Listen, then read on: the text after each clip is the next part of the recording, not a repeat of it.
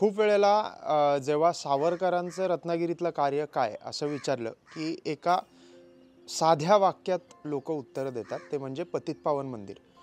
मीही खूप वेळा अनेक लोकांना पतितपावन मंदिरला नेलं, तिकडच्या गोष्टी सांगितल्या, सगळं सांगितलं.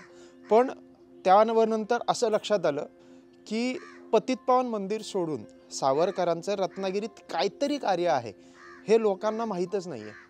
त्यामुळे सावरकरांचं रत्नागिरीतलं कार्य हे एका साच्यातच सामावलं जातं आणि त्यामुळे एक चतुरस्त्र व्यक्ती कसा होता, आणि त्याहीपेक्षा सावरकर आलेत 1924ला आणि पतितपावन मंदिर बांधलं गेलं 1931ला. त्याची सुरुवात 1930ला झाली आहे. मध्ये 6 वर्ष आहेत. पतितपावन मंदिरापर्यंत जाण्याची जी सावरकरांची सामाजिक आणि बौद्धिक वाटचाल आहे तीही सांगणं गरजेचं आहे. आणि त्यामुळे आज सावरकरांबद्दलचा एक स्पेशल व्हिडिओ. सावरकरांचं रत्नागिरीतलं कार्य हे अनटोल्ड सावरकर नावाची एक प्लेलिस्ट यूट्यूब चॅनलवर इतिहास मॅटर्सतर्फे आहे. त्याची मी लिंक वरती टाकतोय, ती प्लेलिस्ट नक्की बघा. पण आजचा व्हिडिओ हा स्पेशल पतितपावन सोडून रत्नागिरीतले सावरकर ह्याबद्दल. नमस्कार, मी राधे अँड वेलकम टू इतिहास मॅटर्स.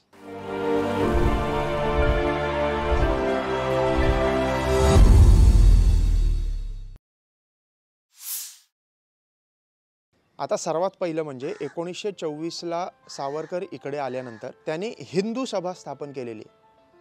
ती हिंदू महासभा नाहीये. राष्ट्रीय पातळीवर जी हिंदू महासभा काम करत होती ती हिंदू महासभा म्हणजे हिंदू सभा नाही.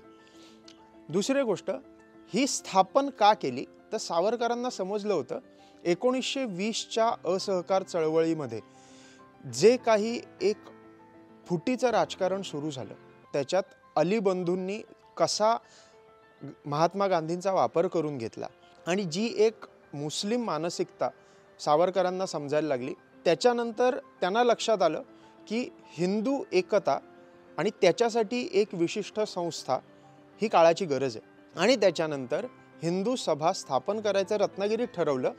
त्यांच्या हिंदू सभा प्रतिवृत्तामध्ये असे सरळ सरळ उल्लेख आहेत की हिंदू एकता, हिंदू समता असे शब्द तेव्हाच्या स्थानिक लोकांना माहीतही नव्हते किंवा त्याबद्दल काहीतरी वेगळा विचार व्हावा असं तेव्हा कोणाच्या डोक्यातही नव्हतं. आणि तेव्हा सावरकरांनी काही एक टीम गोळा केली आणि हिंदू सभा स्थापन केली. आता हिंदू सभेचं उद्दिष्ट बघा म्हणजे तुम्हाला गोष्टी समजतील. हिंदू सभा प्रतिवृत्तात डायरेक्ट उद्दिष्ट दिलेलं आहे, मी तसंच्या तसं तुम्हाला दाखवतो. अखिल हिंदू जातीस संघटित, सबळ आणि अन्यायाचा प्रतिकार करण्यास समर्थ करून तिची सर्वांगीण उन्नती साधावी आणि अशा रीतीने मानुषकांच्या हितार्थ झटण्याची शक्ती तिच्यात उत्पन्न करावी हा मुख्य उद्देश या संस्थेने आपला पुढे ठेवला. आता ह्याच्यात कुठल्याही प्रकारे कुठल्याही जमातीचा, कुठल्याही जातीचा द्वेष दाखवलेला नाहीये, कुठल्याही धर्माला विरोध करावा असं म्हटलेलं नाहीये. आणि त्याहूनही जर दुसऱ्या धर्माची लोक असतील तर त्यांच्यापेक्षा आपला धर्म कसा श्रेष्ठ आहे, आपली परंपरा कशी श्रेष्ठ आहे हे दाखवायचा प्रयत्न सुद्धा कधीही हिंदू सभेने केलेला दिसत नाही. त्याची उदाहरणं नंतर मी तुम्हाला सांगीनच. आणि तेव्हाच सावरकरांचं हिंदुत्व नावाचं एक पुस्तक प्रकाशित झालं होतं. ते हिंदुत्व नावाचं पुस्तक ह्याच्यात हिंदू कोण ह्याचीही व्यवस्थित व्याख्या दिलेली होती. तर ती व्याख्या आणि हे उद्दिष्ट ह्यावरनं तुम्हाला हिंदू सभेचं कार्य काय होतं ते समजेल. आणि तशाच प्रकारे वेगवेगळ्या पातळीवर हिंदू सभेने अगदी उत्कृष्टपणे काम केलेलं आपल्याला दिसतं. आणि त्याचं अगदी शेवटचं परमोच्च टोक म्हणजे पतितपावन मंदिर. पण त्याच्या आधी 6 वर्ष हिंदू सभेने आणि त्याप्रमाणे सावरकरांनी काय गोष्टी केल्या ह्या आपण आता पुढे बघू.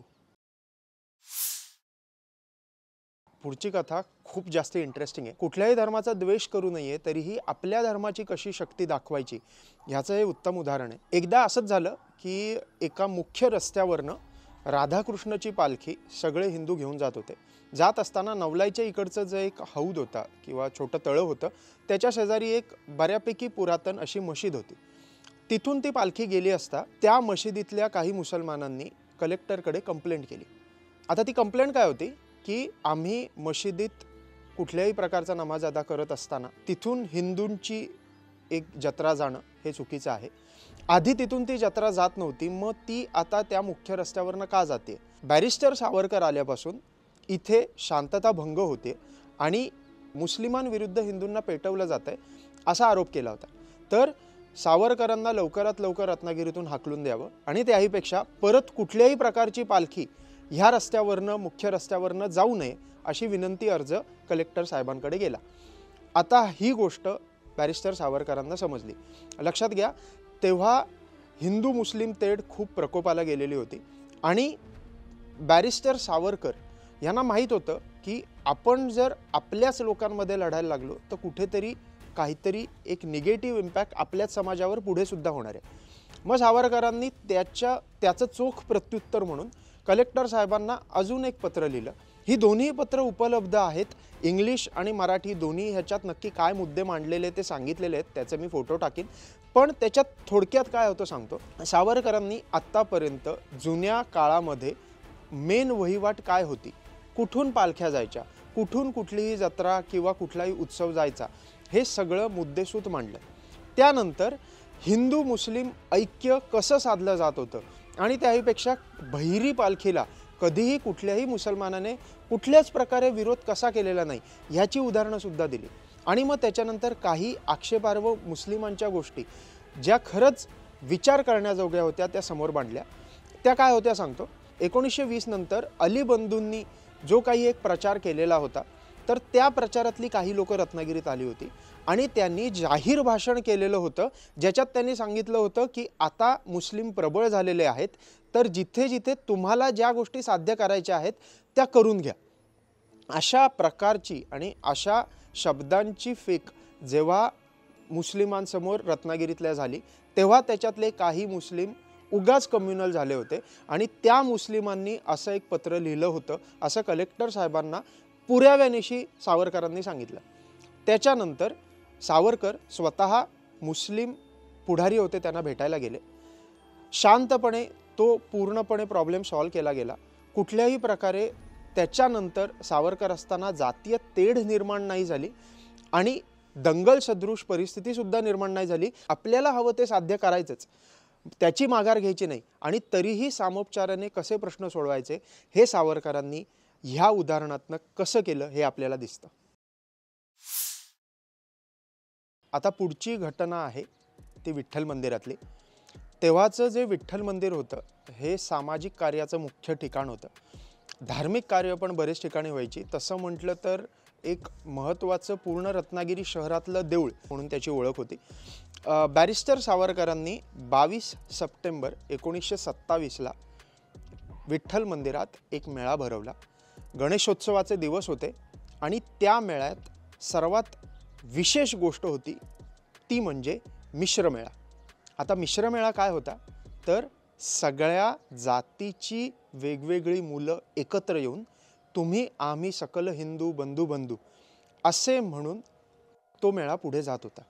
आता हे सगळं करताना ती सगळी मुलं ही साधारण एकाच वयाची होती, दिसायला साधारण सारखी होती आणि जेव्हा तो मेळा पुढे जात होता तेव्हा असे उल्लेख आहेत की अनेक लोकांना नक्की तो कुठल्या जातीचा आहे हे समजूही येत नव्हतं। आता हा असा उल्लेख हिंदू सभेत केलाय म्हणून सांगतो की सगळ्या मुलांचं एकाच प्रकारे कौतुक झालं। अनेक सवर्ण लोकांनी, अनेक पुढारी लोकांनी ह्या पूर्ण मेळ्याचं कौतुक केलं आणि त्याबरोबर तुम्ही आम्ही सकल हिंदू बंधू बंधू हे जेव्हा गाणं म्हणत ही मुलं जात होती, उत्साहाने मेळ्यात सहभाग घेत होती, तेव्हा अनेक लोकांच्या डोळ्यात पाणी सुद्धा आलं होतं। आता ही गोष्ट आहे 1927ची। लक्षात घ्या, 1931ला पतितपावन मंदिर बांधलंय, 1927ला हा मेळा भरवला जातोय, तोही विठ्ठल मंदिरात। त्याला अनेक लोकांचा विरोध असेलही तरीही असा मेळा हा कौतुकास्पद होता हे स्वतः सत्यशोधक हे तेव्हाचं जे वृत्तपत्र होतं यानेही छापून आणलेलं आहे। सावरकरांचं सामाजिक कार्य किती वेगळ्या प्रकारचं होतं आणि त्याची मुहूर्तमेढ ही विठ्ठल मंदिरात रोवली गेली, ही एक विशेष गोष्ट। तशीच एक गोष्ट परत चांभारवाड्यातली। आता रत्नागिरीच्या वेशी बघितल्या तर तो नक्की चांभारवाडा कुठे होता हे असं आपण स्पेसिफिक सांगू शकत नाही, पण ही एक क्रांतिकारी गोष्ट घडलेली आहे म्हणून सांगतो। सावरकर चांभारवाड्यात फिरायचे, भंगीवाड्यात फिरायचे, परीट जिथे लोक राहायची तिथे फिरायचे, काही स्पृश्य लोकांना तिकडे घेऊन जायचे, तिकडे छोटासा कार्यक्रम व्हायचा, भजन व्हायचं, तुम्ही आम्ही सकल हिंदू बंधू बंधू ही गाणी गायली जायची आणि मग सावरकर परत आपल्या घरी यायचे. एकदा असा चांभारवाड्यात ते गेले असता त्यांना लक्षात आलं की तिकडच्या लोकांना माडी पिण्याची खूप घाणेरडी सवय आहे. त्या व्यसनात अनेक चांभार तरुण लोक खूप जास्ती वाया जात आहेत. अर्थात ते काय फक्त त्याच समाजाचं होतं असं नाही, तर सगळ्याच समाजात दारूचं एक खूप विचित्र व्यसन लोकांना लागलेलं होतं. पण चांभारवाड्यात सावरकरांना ते कटाक्षाने दिसलं आणि त्यांनी एक वेगळाच उपक्रम राबवला. त्या सगळ्या वाड्यातल्या लोकांना एकत्र आणलं. एकत्र आणून त्यांना जे पैसे तुम्ही माडीला वापरताय त्यातले थोडे पैसे बाजूला काढा आणि तिथे एक विठ्ठल मंदिर बांधा असं सांगितलं. आता तसं म्हटलं तर तथाकथित खालच्या जातीतली ती लोक, त्यांना आपलं स्वतःचं मंदिर असेल हे ऐकूनच आनंद झाला. धार्मिकता फार वेगळ्या प्रकारची होती 100-150 वर्षांपूर्वी आणि तिथे त्या काळी देऊळ हे फक्त एक धार्मिक कार्याचं ठिकाण नव्हतं, तर ते सामाजिक कार्याचं, ते प्रबोधनाचं, ते बौद्धिक वर्गांचंही ठिकाण होतं, ते संस्कार देणारं एक ठिकाण होतं. मग अशा वेळेला मंदिर बांधायचं म्हटल्यावर लिटरली काही महिन्यात अनेक लोकांनी माडी सोडलेली आपल्याला दिसते आणि त्याच्यातनं जे पैसे जमा झाले त्यातनं एक विठ्ठल मंदिर उभारलं गेलं. ते उभारल्यावर अनेक स्पृश्य मंडळी सावरकरांबरोबर तिकडे आली, तिकडे भजनं व्हायला लागली आणि काहीच महिन्यात, लिटरली काही वर्षात पूर्ण चांभारवाड्याचं एक रूप पालटलेलं आपल्याला दिसलं. सावरकरांचं कार्य हे बिटवीन द लाईन्स आपण बघितलं तर ते किती प्रबोधनाचं होतं हे आपल्याला समजतं. फक्त दुर्दैव असं की ते रत्नागिरीत अडकले होते आणि राष्ट्रीय पातळीवर कमी लोकांनी त्यांच्या ह्या कार्याची दखल घेतली. आता शेवटची कथा ही एका वेगळ्या गणेशोत्सवाची. पतितपावन मंदिर बांधून झालेलं होतं, तिथे उत्सव साजरे होत होते.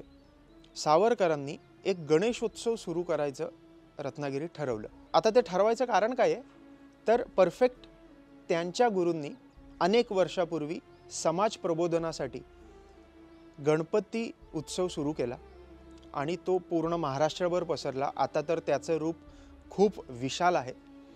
पण सावरकरांना समजलं जर अनेक लोकांना एकत्र आणायचं असेल तर लोकमान्य बाळ गंगाधर टिळकांनी जसा गणपती प्रत्येकाच्या घरात आणला तसंच आपण काहीतरी रत्नागिरीत करायला हवं. पतितपावन मंदिर तर त्यांच्या कार्याचं मुख्य ठिकाण झालेलंच होतं आणि म्हणून माघातला गणपती सुरू करायचं सावरकरांनी ठरवलं.